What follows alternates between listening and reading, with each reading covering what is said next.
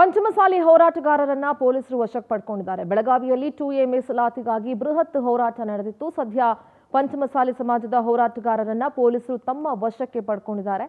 ಕೈಗೆ ಬಾಯಿಗೆ ಕಪ್ಪು ಪಟ್ಟಿಯನ್ನ ಧರಿಸಿಕೊಂಡು ಮೌನ ಪ್ರತಿಭಟನೆಯನ್ನ ನಡೆಸ್ತಾ ಇದ್ರು. ಸರ್ಕಾರದ ನಡೆಯನ್ನ ಖಂಡಿಸಿ ಬೃಹತ್ ರ್ಯಾಲಿ ನಡೆಸಿದವರು ಈಗ ಖಾಕಿ ವಶದಲ್ಲಿದ್ದಾರೆ. ಬೆಳಗಾವಿಯಲ್ಲಿ ಈ ಹಿಂದೆ ಕೂಡ ಅಧಿವೇಶನ ನಡೆದಾಗ ಇದೇ ರೀತಿಯ ಹೋರಾಟ ನಡೆದಿತ್ತು. ಈಗ ಕಪ್ಪು ಪಟ್ಟಿಯನ್ನ ಕೈಗೆ ಮತ್ತು ಬಾಯಿಗೆ ಧರಿಸಿಕೊಂಡು ಮೌನ ಪ್ರತಿಭಟನೆಯನ್ನ ಪಂಚಮಸಾಲಿ ಸಮಾಜದವರು ನಡೆಸ್ತಾ ಇದ್ರು. ಬೃಹತ್ ರ್ಯಾಲಿಯನ್ನ ನಡೆಸಿದ್ದವರನ್ನ ಖಾಕಿ ತನ್ನ ವಶಕ್ಕೆ ಪಡ್ಕೊಂಡಿದೆ. ಬಸವ ಜಯಮೃತ್ಯುಂಜಯ ಶ್ರೀಗಳ ನೇತೃತ್ವದಲ್ಲಿ ಮೌನ ಪ್ರತಿಭಟನೆ ನಡೀತಾ ಇತ್ತು. ಸ್ವಾಮೀಜಿ ಸೇರಿದಂತೆ ಎಲ್ಲರನ್ನ ಪೊಲೀಸರು ವಶಕ್ಕೆ ಪಡ್ಕೊಂಡಿದ್ದಾರೆ. ಈ ಹಿಂದೆ ಕೂಡ 2A ಮೀಸಲಾತಿಗೋಸ್ಕರ ಬಹಳ ದೊಡ್ಡ ಮಟ್ಟದಲ್ಲಿ ಪ್ರತಿಭಟನೆ ನಡೆದಿತ್ತು. ನೀವೆಲ್ಲರೂ ಕೂಡ ಗಮನಿಸಿದ್ರಿ. ಕಳೆದ ಬಾರಿ ಅಧಿವೇಶನದಲ್ಲಿ ಬಹಳ ದೊಡ್ಡ ಮಟ್ಟದಲ್ಲಿ ಹೋರಾಟ ನಡೆದಿತ್ತು. ಈಗಲೂ ಕೂಡ ಬೆಳಗಾವಿಯಲ್ಲಿ 2A ಮೀಸಲಾತಿಗೋಸ್ಕರ ಬೃಹತ್ ಹೋರಾಟ ನಡೀತಾ ಇದೆ. ಹೋರಾಟದಲ್ಲಿ ಭಾಗಿಯಾಗಿದ್ದವನ್ನ ಶ್ರೀಗಳು ಜಯಮೃತ್ಯುಂಜಯ ಶ್ರೀಗಳನ್ನ ಒಳಗೊಂಡಂತೆ ಎಲ್ಲರನ್ನ ಪೊಲೀಸರು ತಮ್ಮ ವಶಕ್ಕೆ ಪಡ್ಕೊಂಡಿದ್ದಾರೆ. ಸರ್ಕಾರದ ವಿರುದ್ಧ ಆಕ್ರೋಶ ವ್ಯಕ್ತಪಡಿಸ್ತಾ ಇದ್ರು. ಸರ್ಕಾರದ ನಡೆಯನ್ನ ಖಂಡಿಸಿ ಈ ರ್ಯಾಲಿಯನ್ನ ಮಾಡಲಾಗ್ತಾ ಇತ್ತು. ಸದ್ಯ ಎಲ್ಲರನ್ನ ಪೊಲೀಸರು ವಶಕ್ಕೆ ಪಡ್ಕೊಂಡಿದ್ದಾರೆ. ಅದೇ ಸಮಾಜದ ಮುಖಂಡರಾಗಿರುವಂತಹ ಮತ್ತು ಶಾಸಕರು ಆಗಿರುವಂತಹ ಬಸನಗೌಡ ಪಾಟೀಲ್ ಯತ್ನಾಳ್ರು ಅಲ್ಲಿರೋದನ್ನ ನೀವು ನೋಡ್ಬೋದು.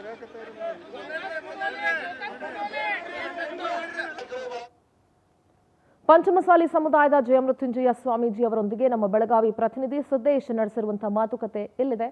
ಏನ್ ಹೇಳಿದ್ದಾರೆ ಶ್ರೀಗಳು ನೋಡ್ಕೊಂಡು ಬನ್ನಿ. ಮೀಸಲಾತಿ ಹೋರಾಟದ ರೂವಾರಿಗಳಾದ ಜಯಮೃತ್ಯುಂಜಯ ಸ್ವಾಮಿಗಳು ಇವತ್ತು ಏನಂತಂದ್ರೆ ಸರ್ಕಾರದ ವಿರುದ್ಧ ಒಂದು ಮೌನ ಪ್ರತಿಭಟನೆ ಮಾಡ್ತಾ ಇದ್ದಾರೆ.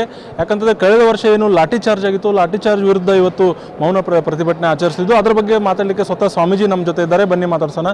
ಸ್ವಾಮೀಜಿ, ಈ ವರ್ಷ ತಮ್ಮ ಹೋರಾಟ ಯಾವ ರೀತಿ ಇರುತ್ತೆ ಮತ್ತು ಸರ್ಕಾರಕ್ಕೆ ಯಾವ ರೀತಿ ನೀವು ಎಚ್ಚರಿಕೆಯನ್ನು ಕೊಡಲು ಇಚ್ಛಿಸ್ತೀರಾ? ಪಂಚಮಸಾಲಿ ಚಳವಳಿ ಮೀಸಲಾತಿ ಆದೇಶ ಪತ್ರ ಸಿಗಲು ನಿರಂತರವಾಗಿ ಮಾಡ್ತಾ ಇದ್ದೀವಿ.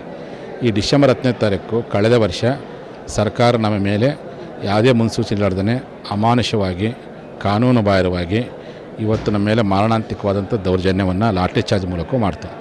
ಆ ಘಟನೆಯನ್ನು ಖಂಡಿಸಿ ಇವತ್ತು ಲಿಂಗಾಯತರ ಮೇಲಿನ ದೌರ್ಜನ್ಯ ದಿನ ಅಂತ ಇವತ್ತು ಆಚರಣೆ ಮಾಡಕತ್ತೀವಿ. ಅದರ ಅಂಗವಾಗಿ ಕೈಗೆ ಮತ್ತು ಬಾಯಿಗೆ ಕರಿಬಟ್ಟೆ ಕಟ್ಕೊಂಡು ಇನ್ನು ಕೆಲವೇ ನಿಮಿಷಗಳಲ್ಲಿ ನಮ್ಮ ಹೋರಾಟ ಸಮಿತಿ ಅಧ್ಯಕ್ಷ ಯತ್ನಾಳಗೌಡರು, CC ಪಾಟೀಲರು, ಬೆಲ್ಲದವರು, ರಾಜು ಕಾಗೆ, ಲಕ್ಷ್ಮೀ ಹೆಬ್ಬಾಳ್ಕರು, ಬಾಬಾ ಸಾಹೇಬ್ ಪಾಟೀಲ್ ಅನೇಕರು ಬರ್ತಾರೆ. ಅವರೆಲ್ಲರ ಸಮಕ್ಷಮದಲ್ಲಿ ಈಗ ನಾವು ಪಥಸಂಚಲನವನ್ನು ಇಲ್ಲಿಂದ ನೇರವಾಗಿ ಸುವರ್ಣ ವಿಧಾನಸೌಧಕ್ಕೆ ಹೋಗ್ತೀವಿ. ಉದ್ದೇಶ ಏನಪ್ಪ ಅಂದರೆ ಈ ಘಟನೆಯಿಂದ ಈಗಾಗಲೇ ಹೈಕೋರ್ಟ್ ಸರ್ಕಾರಕ್ಕೆ 2 ಬಾರಿ ಚೀಮಾರಿ ಹಾಕಿದೆ. ಈ ರೀತಿಯಾಗಿ ದಬ್ಬಾಳಿಕೆ ದೌರ್ಜನ್ಯವನ್ನು ಮಾಡಿ ಯಾವುದೇ ಹೋರಾಟಗಳನ್ನು ಸರ್ಕಾರ ಹತ್ತಿಕ್ಕಬಾರ್ದು, ಒಂದು ಎಚ್ಚರಿಕೆ ಮಾತು. ಯಾವುದೇ ಜಾತಿ ಇರಲಿ, ಯಾವುದೇ ಸರ್ಕಾರ ಇರಲಿ.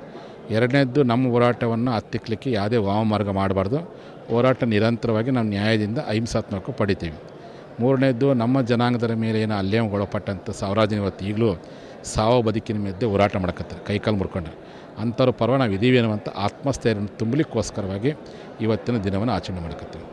ಸ್ವಾಮೀಜಿ, ಈಗ ಸಚಿವರು ಹೆಬ್ಬಾಳ್ಕರ್ ಅವರು ತಮ್ಮ ಜೊತೆ ಇದ್ದಾರೆ. ಸರ್ಕಾರ ಪರವಾಗಿ ಏನಾದರೂ ಅವರು ಸಜೆಷನ್ಸ್ ಆಗಿರ್ಬೋದು ಅಥವಾ ತಮ್ಮ ಮೂಲ ಉದ್ದೇಶ ಏನು ಶೈಕ್ಷಣಿಕವಾಗಿ ತಮ್ಮ ಸಮುದಾಯ ಜನರಿಗೆ ಔದ್ಯೋಗಿಕ ಮೀಸಲಾತಿಗೆ ಸಿಗಬೇಕಂತ, ಅದರ ನಿಟ್ಟಿನಲ್ಲಿ ಸಚಿವರಾಗಿರ್ಬೋದು ಅಥವಾ ಸರ್ಕಾರದಿಂದ ಯಾರಾದರೂ ರೂವಾರಿಗಳಾಗಿರ್ಬೋದು ತಮ್ಮ ಜೊತೆ ಮಾತನಾಡಿದ್ದಾರಾ? ಇದುವರೆಗೆ ಯಾರು ಸಹ ಮಾತಾಡಿಲ್ಲ. ಅವ್ರಿಗೆಲ್ಲ ಏನಾಗೈತಿ ಪಾಪ ಅಂದರೆ ಹೋರಾಟಕ್ಕೆ ಸಂಪೂರ್ಣ ಬೆಂಬಲ ಅವ್ರದ್ದು ಐತಿ. ಅದು ಬಹಿರಂಗವಾಗಿ ಸರ್ಕಾರದ ಜೊತೆಯಲ್ಲಿ ಮಾತಾಡಲಿಕ್ಕೆ ಪ್ರಯತ್ನಕ್ಕೆ ಅವ್ರು ಮಾಡೋಕ್ಕಾಗ್ತಾಯಿಲ್ಲ.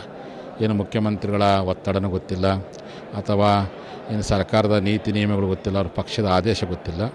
ಆ ಪಕ್ಷದಲ್ಲಿರ್ತಕ್ಕಂಥ ಬೆರಳಿಕೆ ಜನ ಇವತ್ತು ಗಟ್ಟಿಯಾಗಿ ಮಾತಾಡ್ತಾರೆ. ಆದರೆ ಬಹಿರಂಗವಾಗಿ ಬಂದು ಸರ್ಕಾರಕ್ಕೆ ನಮ್ಮ ಹೋರಾಟದ ಬೇಡಿಕೆಗಳ ಬಗ್ಗೆ ಮನವರಿಕೆ ಮಾಡಿಕೊಡುವಂಥ ಹಕ್ಕನ್ನು ಪ್ರತಿಪಾದಿಸೋ ಪ್ರಯತ್ನವನ್ನು ಇವತ್ತು ಯಾರೂ ಮಾಡ್ತಾಯಿಲ್ಲ. ಹಿಂದೆ BJP ಸರ್ಕಾರದಲ್ಲಿ ಗಟ್ಟಿಯಾಗಿ ಮಾತಾಡ್ತಿದ್ರು. ಈ ಸರ್ಕಾರದಲ್ಲಿ ಮಾತಾಡುವಂಥ ಶಾಸಕರಿದ್ದರೂ ಸಹ ಅವರು ಮಾತಾಡಲಿಕ್ಕೆ ಮುಕ್ತವಾಗಿರ್ತ ಅವಕಾಶ ಕೊಡ್ತಾಯಿಲ್ಲ. ಆ ಕಾರಣಕ್ಕೋಸ್ಕರವಾಗಿಯೇ ನಾವು ಅನಿವಾರ್ಯವಾಗಿ ಹೋರಾಟವನ್ನು ಜೀವಂತವಾಗಿ ಇಟ್ಕೊಂಡು ನಿರಂತರವಾಗಿ ಹೋರಾಟವನ್ನು ಪ್ರತಿ ತಾಲೂಕು ಮಟ್ಟದಲ್ಲಿ ಈಗಾಗಲೇ ಆರೋಗ್ಯದಿಂದ ಶುರು ಮಾಡೀವಿ. ಮೊನ್ನೆ ಕುಂದಗೋಳ ತಾಲೂಕಲ್ಲಾಯಿತು. ಹಿಂಗೆ 3 ವರ್ಷಗಳ ಕಾಲ ಎಲ್ಲ ಭಾಗದಲ್ಲಿ ಹೋರಾಟ ಮಾಡ್ತೀವಿ. ಆ ಮೂಲಕ ಸರ್ಕಾರ ಗಮನ ಸೆಳೆಯೋ ಪ್ರಯತ್ನ ಮಾಡ್ತೀವಿ. ಮುಖ್ಯಮಂತ್ರಿಗಳೇ ನಮ್ಮ ಹೋರಾಟವನ್ನು ಮನಗಂಡು ಮನಸ್ಸು ಪರಿವರ್ತನೆ ಮಾಡಿಕೊಂಡು ನಮಗೆ ಅವರಾಗಿ ಕರೆದು ನ್ಯಾಯ ಕೊಡೋವರೆಗೂ ಹೋರಾಟನ ಮುಂದುವರಿಸ್ತೀವಿ. ಕೊನೆಯದಾಗಿ ಸ್ವಾಮೀಜಿ, ಈಗ ಕಾಶಪ್ಪನವರವರು ತಮ್ಮ ವಿರುದ್ಧ ಏಕವಚನದಲ್ಲಿ ಅಪಶಬ್ದಗಳನ್ನು ಬಳಸ್ತಾ ಇದ್ದಾರೆ. ಎಲ್ಲೋ ಒಂದು ಕಡೆ ಜನ ಏನು ಹೇಳ್ತಾ ಇದ್ದಾರೆ, ಅವ್ರ ಮುಖಾಂತರ ಸರ್ಕಾರ ತಮ್ಮ ಹೋರಾಟ ಹತ್ತಿಕ್ಕುವ ಪ್ರಯತ್ನ ನಡೆಸಿದೆಯಾ ಅಂತ, ಇದ್ರ ಬಗ್ಗೆ ತಮ್ಮ ಮಾತು? ಅಲ್ಲ, ಅದು ಜಗತ್ತಿಗೆ ಗೊತ್ತಿರೋ ಸಂಗತಿ. ಈಗ ಹಾಗಾಗಿ ಅಂಥವ್ರ ಬಗ್ಗೆ ನಾನು ಮಾತಾಡಿ ಮತ್ತು ನಾನು ಸಮಯವನ್ನು ವ್ಯರ್ಥ ಮಾಡ್ಕೊಳಕ್ಕೆ ಹೋಗಲ್ಲ. ಅವ್ರು ಏನಾದರೂ ಟೀಕೆ ಮಾಡಲಿ, ಏನಾದರೂ ಏಕವಚನ ಮಾತಾಡಲಿ, ಅದಕ್ಕೆ ಸಮಾಜ ಬಾಂಧವರು ನೀವು ದೃಶ್ಯ ಮಾಧ್ಯಮದವ್ರು ಕೊಡುವಂಥ ಪ್ರತಿಕ್ರಿಯೆಗಳನ್ನು ನೋಡಿದಾಗ ಅವರು ಈಗಾಗಲೇ ಉತ್ತರ ಕೊಟ್ಟಾರೆ. ಅವರು ಸಹಜ ನಾನು ಏನಪ್ಪ ಹೇಳೋಕ್ಕೆ ಇಚ್ಛೆಪಡ್ತೀನಿ ಅಂದರೆ, ಯಾರೇ ಆಗಿರಲಿ, ನೀವು ಮಾಜಿಗಿದ್ದಾಗ ಹೋರಾಟ ಹೆಂಗೆ ಮಾಡಿದ್ರಿ, ಹಾಲಿದ್ದಾಗ ಹೋರಾಟ ಮಾಡಿರಿ. ನಿಮಗೆ ಬರಲಿಕ್ಕೆ ಮುಜುಗರ ಆಗೋದಾದರೆ ಕೊನೆ ಪಕ್ಷ ಹಿಂಗಡೆ ನಿಂತ್ಕೊಂಡ್ರೆ ಬೆಂಬಲ ಕೊಡೋದು ಕೆಲಸ ಮಾಡಿ ಹೊರತು ಯಾವುದೇ ಕಾರಣಕ್ಕೂ ಏಕವಚನದಲ್ಲಿ ಮಾತಾಡೋ ಪ್ರಯತ್ನ ಯಾರೂ ಮಾಡಬಾರ್ದು. ನನಗೆ ಮಾತಾಡಿ ನಾನು ಸಹಿಸ್ಕೊಳ್ತೀನಿ. ನನಗೆ ಮಾತಾಡಿದ್ದನ್ನು ಕಂಡು ನಮ್ಮ ಜನ ಕಣ್ಣೀರಾಗ್ತದೆ. ಅದು ನನಗೆ ಭಾಳ ಬೇಸರ ಐತಿ. ಅಂಥದ್ದನ್ನು ಮಾಡೋಕ್ಕೆ ಹೋಗ್ಬೇಡ್ರಿ. ಇಷ್ಟ ಇದ್ದರೆ ಬರ್ರಿ, ಇಲ್ಲದೆ ಹೋದರೆ ಮೌನಾಗಿತ್ತು ಬೆಂಬಲ ಕೊಡ್ರಿ. ಈಗ ಸರ್ಕಾರಕ್ಕೆ ಒತ್ತಡ ಹಾಕೋಕ್ಕೆ ಕೆಲಸ ಮಾಡಿರಿ. ಆರ್ಥಿಕ ಪ್ರಯತ್ನವನ್ನು ಯಾರು ಸಹ ಮಾಡಬಾರ್ದು ಅಂತೇಳಿ ಆ ರೀತಿ ಮಾಡುವಂಥದ್ದು ಯಾರಿಗೇ ಆಗಿರಲಿ ನಾನು ಈ ಮಾತನ್ನು ಹೇಳಿಕ್ಕೆ ಇಚ್ಛೆಪಡ್ತೀನಿ. ಇದಿಷ್ಟು ಸ್ವಾಮೀಜಿ ಅವರ ಮಾತು. ಕ್ಯಾಮ್ರಾ ಪರ್ಸನ್ ಸಚಿನ್ ಜೊತೆ ಸಿದ್ದೇಶ್ ಪುಟಾಣಿ, ಪವರ್ ಟಿವಿ, ಬೆಳಗಾವಿ.